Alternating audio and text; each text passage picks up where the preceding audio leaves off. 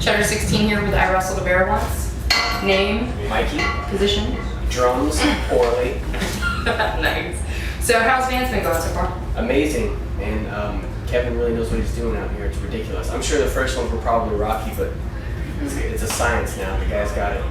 If you got questions, he's got answers. He's the man. Yeah, from what I've gathered, Vans treats their bands very, very well. Absolutely. Like, I haven't really heard many things. Now, this is your first tour, right? Second, actually. Did half in 2010. So, what was different from the last one to this one? Well, since we did the whole thing, I actually just got hit like yesterday with, that zombie mode where you just like, you get up and you do stuff, and then you don't really like know what you're doing. Everything is muscle memory now. I just got hit with that tour zombie mode, which it happens on every tour, but in 2010 it never really hit because we weren't on it long enough. Yeah. But this time, now it's just like, it's finally the heat. You think the beach helped it yesterday for that to happen? Actually, I didn't really enjoy the beach too much because someone said they saw a hammerhead shark. Oh, Or like a little bitty one, but still, like that's like saying, is that big don't fear? drink my drink, I only have a little bit of AIDS. Like, all I need to hear is a little bit and I'm out of there. You're out of I don't want anything to do with a shark. Shark Week is a terrifying point in my life that I don't like to talk about. Okay, next subject. So sometimes you guys are labeled as avant-garde metal. Do you like that label, or do you think that it's a little bit too broad? I don't think it's necessarily too broad. I think we don't really have a style, we have a lack of style. Like staying kind of true to one specific genre. Like avant-garde, the only problem with that term is that there's always a possibility that it will no longer be that. Like that genre always changes because music always changes. Whereas like metalcore, pop punk is always the same. It progresses slowly, like so slowly. But if you're avant-garde, you can only be that for so long before everyone else is doing it. Everyone else is doing this and this. So, that's just, that's like saying, hey, did you buy the new CD or did you buy that new tape? Like, when I was, Right. I know that you just recently replaced your lead singer. Right. So how's it going with her? Really good, actually. Really well. Really good. Grammar police are in town. Whatever, we're good. My editor will get you that. It's going really well. I actually couldn't have asked for a better, on-the-spot fill-in. And it's really impressive. Like the buzz is really big about how well Courtney's doing, and she's been doing so well that I've just been telling people she's a man. Like I used to tell Krista was a man. She's doing phenomenal. Absolutely phenomenal job. Awesome. Your last EP was Ruin It for Everybody. Right. Do you have anything in the works now? We do actually. We're building. It doesn't even have a working title at all. Like there's no names thrown around. Well, there's song titles thrown around, but Nothing solid.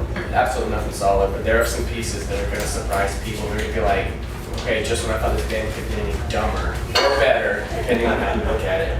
And you're like, okay, they're still a bunch of idiots. They're never going to grow up.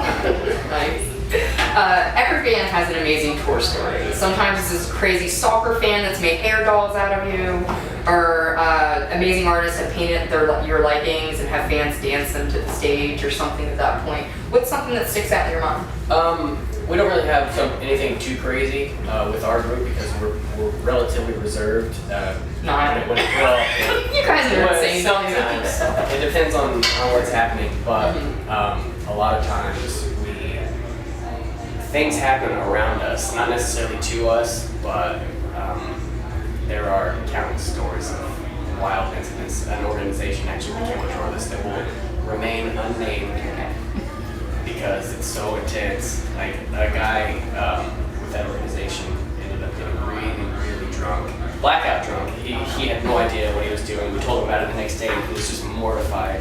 Actually, I think he dropped off the tour after that. But we even adapted a slogan that also has to remain unnamed because obviously the foundation name is in the title. But it was so intense. The guy he ended up getting absolutely obliterated in I believe it was Seattle, and he found about she's probably around 50 or so years old, a homeless woman, and convinced her to get naked and press her boobies against the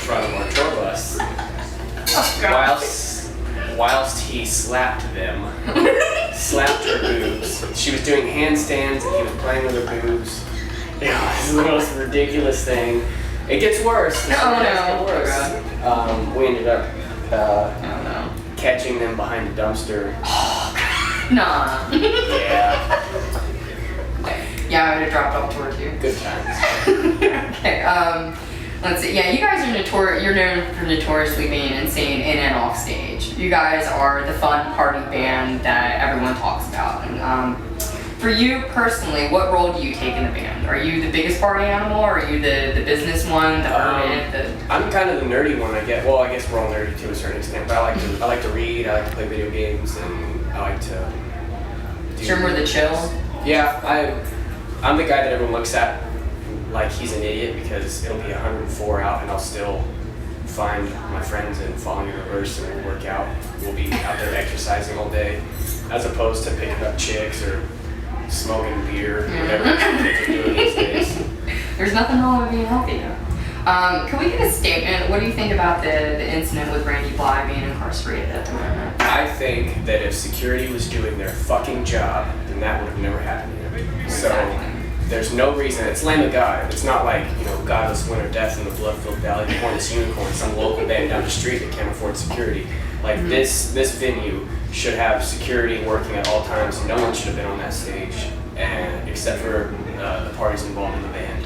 And to say that Randy Blythe is in any way, shape, or form responsible for that kid's obviously untimely passing, no, I'm not saying, that we shouldn't feel sorry for his family's loss and stuff, but at the same time, these guys have been doing that for how long? Back in Burn the Priest was, how long ago was that? A long time. A long They've time been ago. around a long time. I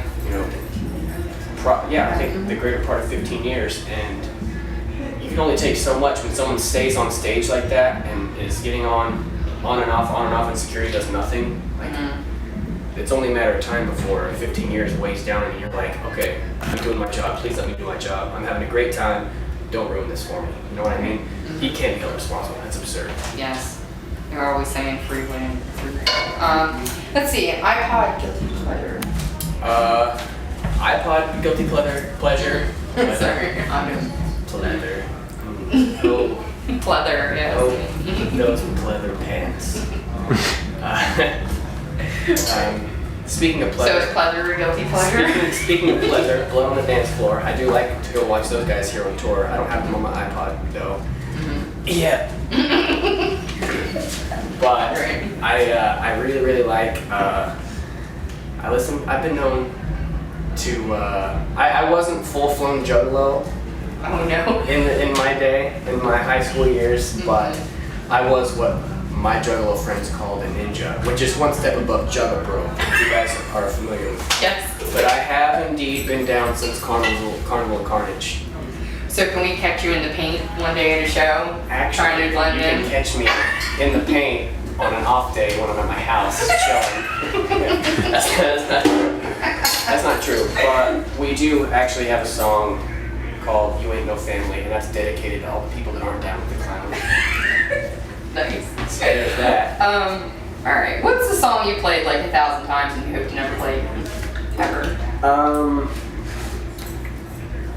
I don't really have one. All the songs that we have still to this day are relatively challenging in their own right. So I really like certain parts of the songs that always just kind of give me a run for my money.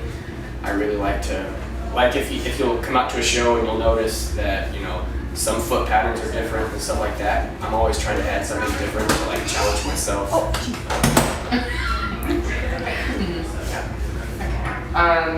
So what's the best song for you to play?